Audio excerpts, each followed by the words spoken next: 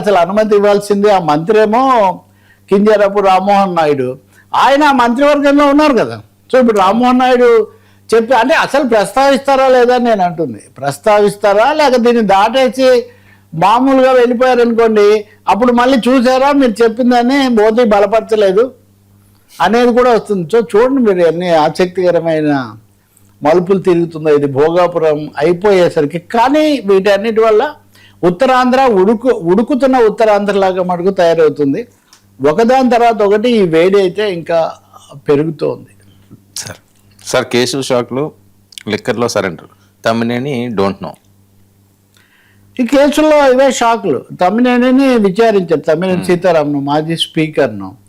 ఆయన నాకు తెలియదు, మేమైతే లెక్క ప్రకారమే తీసుకున్నాం, మేమేం మోసం చేయలేదు, మోసం కోసం తీసుకోలేదు అని ఆయన చెప్తున్నారు. మరి మీ అబ్బాయి ఎక్కడున్నాడో ఐ డోంట్ నో, ఇది ఎలా జరిగిందో ఐ డోంట్ నో. ఎక్కువ ప్రశ్నలకు ఆయన నాకు తెలియదు అని చెప్తున్నారని. కాకపోతే వాళ్ళ అబ్బాయి చేసిన దానికి ఆయన మీద ఎందుకు పెడతారని హైకోర్టు అంది కాబట్టి కోర్టు ఆయన ఇది చేసిన తర్వాత వాళ్ళ అబ్బాయి కూడా బెయిల్ వచ్చినట్టుగానే ఉంది మామూలు స్థానిక కోర్టులో.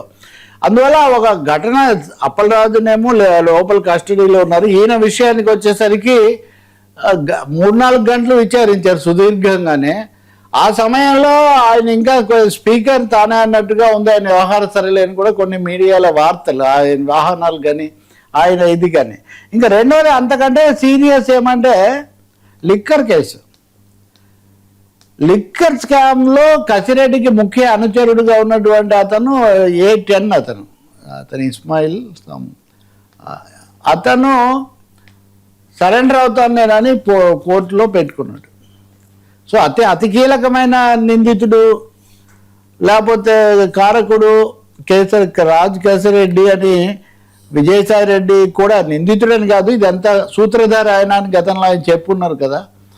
ఆయన దొరకగానే అన్ని దొరుకుతాయని కూడా అనుకున్నారు. ఇప్పుడు ఆయనకు ముఖ్య అనుచరుడుగా ఉండి లావాదేవీలని చూసిన వ్యక్తి నేను లొంగిపోతాను, ఇప్పటివరకు ఆయన విదేశాల్లో ఉండి పోలీసులకు దొరకలేదు, ఇప్పుడు ఆయన లొంగిపోతానని ఆయన కనుక పట్టుబడితే ఆయన ఏ షరతుల మీద పట్టుబడతాడు, ఆ తర్వాత ఏం చెప్తారు, అప్పుడు అతన్ని పట్టుకోవడం ద్వారా ఈ తీగ ఏమన్నా కదులుతుందా, ఇషార్ సంథింగ్ ఆయన పేరు అని చాలా సస్పెన్స్ ఉంది. ఇప్పుడు లిక్కర్ కేసు ఒక పెద్ద మేజర్ ట్విస్ట్ ఏమన్నా తిరుగుతుందా అన్న ఒక పెద్ద ఇది నడుస్తుంది.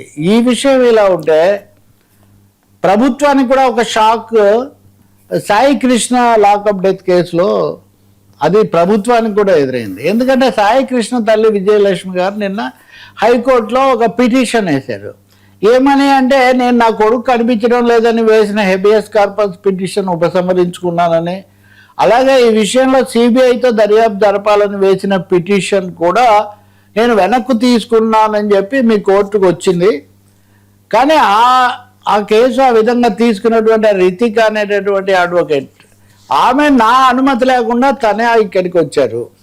సో సిబిఐ విచారణ కోరడం లేదు, లేదా నా కొడుకు అదృష్టం మీద నేను ఫిర్యాదు చేయడం లేదు, అది వెనక్కు తీసుకున్నాను అన్నది నాకు తెలియకుండా జరిగింది.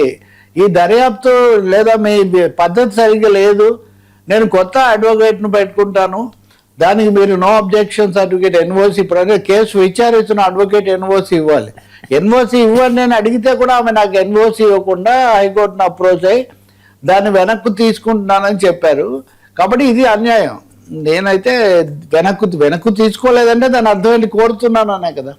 అంటే సిబిఐ దర్యాప్తుకు కోరుతున్నాను, నా పిటిషన్ మీరు విచారించాలని. అందుకోసం కొత్త అడ్వకేట్ ఆమె తరఫున పురుషోత్తం ఆయన దాన్ని వేశారు. హైకోర్టు కూడా తీవ్రంగానే రియాక్ట్ అయింది. ఇది చాలా సీరియస్ మ్యాటర్. అంటే 2 విధాలు సీరియస్. ఒకటి, అలా కేసు వెనక్కు తీసుకున్నది నా ప్రమేయం లేకుండా చేశారు అంటే అడ్వకేట్ మీద ఒక తీవ్రమైన ఆరోపణ. మరి ఆ తల్లి ఏమో ఆమె బాధితురాలు, కొడుకును కోల్పోయింది కాబట్టి ఆమె చెప్పరని అనుకోవడానికి ఏం లేదు. కానీ ఆ అడ్వకేట్ని కూడా మేము విచారిస్తాం ఏం జరిగిందో. ఆ విచారించిన తర్వాత మేము నిర్ధారణకు వస్తామన్నారు. సో దీంతో కొంత ఒత్తిడికి ఇప్పుడు మనం ముందు నుంచి చూస్తే ఆమె ముందు మాట్లాడడం, తర్వాత చంద్రబాబు గారిని కలవటం, తర్వాత కొంచెం సర్దుబాటుగా మాట్లాడటం, అదైన తర్వాత మళ్ళీ కాదు న్యాయం జరగడం లేదు, నా బిడ్డ ఆయన పైన అక్కడ అవశేషాలు దొరికాయి అంటున్నారు కదా, కనీసం అవైనా ఇప్పించండి అంటే ఒక ఒత్తిడిలో అయితే సాయికృష్ణ తల్లి ఉన్నట్టు కనిపిస్తారు. ఇప్పుడు హైకోర్టు పూర్తి స్థాయి విచారణ జరిపాక కానీ ఈ విషయం తేలదు. ఇంత లోపల సుప్రీంకోర్టు దగ్గర వాళ్ళు ఇచ్చిన ఆదేశం ప్రకారం సాయికృష్ణ కూడా సిఐ నాగరాజు కూడా హైకోర్టుకు వచ్చారు. ఆయన కింద కోర్టులో తన హాజరు అది చూపించి ఆ తర్వాత అతన్ని ఒక వారం రోజుల పాటు విచారించే విషయం ఒకటి నడుస్తుంది. ఇది కేసులకు సంబంధించి. ఇంకొక ఆసక్తికరమైందే కాదు, ఒకంత ప్రత్యేకంగా చెప్పుకోదగింది ఆకివీడు కేసు. ఆకివీడు కేసులో సుప్రీంకోర్టు ఉత్తర్వులు కూడా లేదా స్పందన కూడా రఘురామకృష్ణరాజుకి అనుకూలంగా వచ్చింది. ఆయన రామాలయం కట్టబోతున్నానని చెప్పేశారు. అదంతా దీని మీద వైసీపీ వ్యవహరించిన తీరు, జడ శ్రావణ్ కుమార్ విమర్శ, అదే చాలా ఇంట్రెస్టింగ్. అది అంటే ఒకటి దళితులకు సంబంధించిన గోంతేరమ్మ గుడి అక్కడ ఉంది, గోంతేరమ్మ గుడి స్థానంలో దాన్ని కూల్చి రామాలయం కట్టించడం ఏంటి, ఇది కదా. ఇది కాస్త క్రైస్తవ లేకపోతే హిందుత్వ సంస్థల వివాదం లాగా మారటం, చర్చిలో మైకులు, రిజర్వేషన్లు ఇట్లాంటివి రఘురామరాజు ముందుకు తేవటం, ఇదంతా కూడా జరిగింది. ఇప్పుడు శ్రావణ్ కుమార్ ఆయన మాజీ న్యాయాధికారి మేజిస్ట్రేట్, ఆయన తన బయటికి ఐచ్ఛికంగా రాజీనామా చేసిన వ్యక్తి.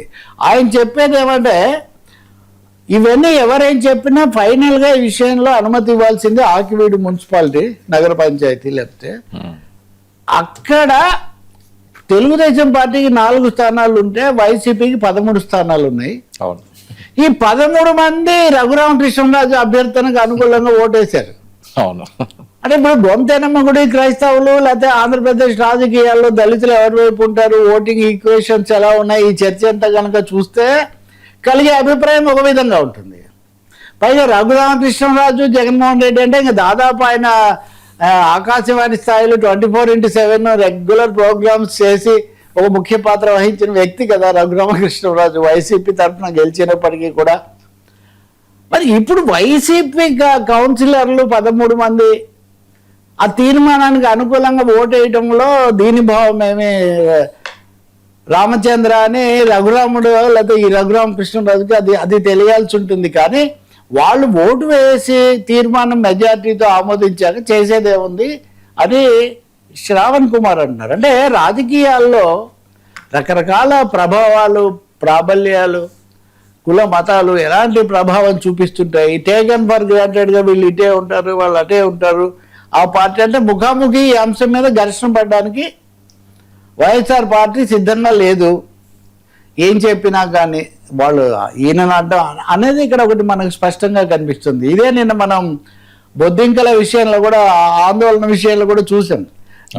డిఎస్సి కింద రాష్ట్రంలో రాజీనామా చేయాలి, ఈ అంశాలు తప్ప కేంద్రం పాత్ర, జాతీయ స్థాయిలో లీకేజీ ఇవి మాట్లాడడానికి వైసీపీ పెద్దగా సిద్ధపడట్లేదు. ఇది ఆంధ్రప్రదేశ్లో ఉన్న ఒక విచిత్రమైన పరిస్థితి.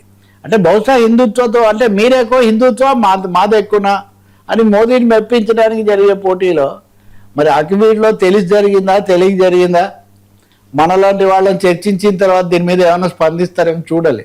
ఎందుకంటే దీన్ని ఎక్కువ మంది చర్చించట్లేదు.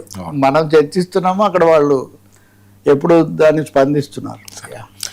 సార్, నారా భువనేశ్వరి గారు నేను మాట్లాడిన మాటలు చాలా కాలం తర్వాత బాగా స్ట్రాంగ్గా రియాక్ట్ అయిన నేపథ్యం, ద్రౌపదిని వీళ్ళందరినీ కూడా కోట్ చేస్తా. నారా భువనేశ్వరి గారు నిన్న మాట్లాడారు. ఒకటి కుప్పంలో అమ్మాయి చంద్రబాబు నాయుడు జైల్లో ఉన్న ముందు నుంచి కూడా కుప్పం కోసం కొంచెం సంక్షేమ చర్యలు, కొన్ని కార్యక్రమాలు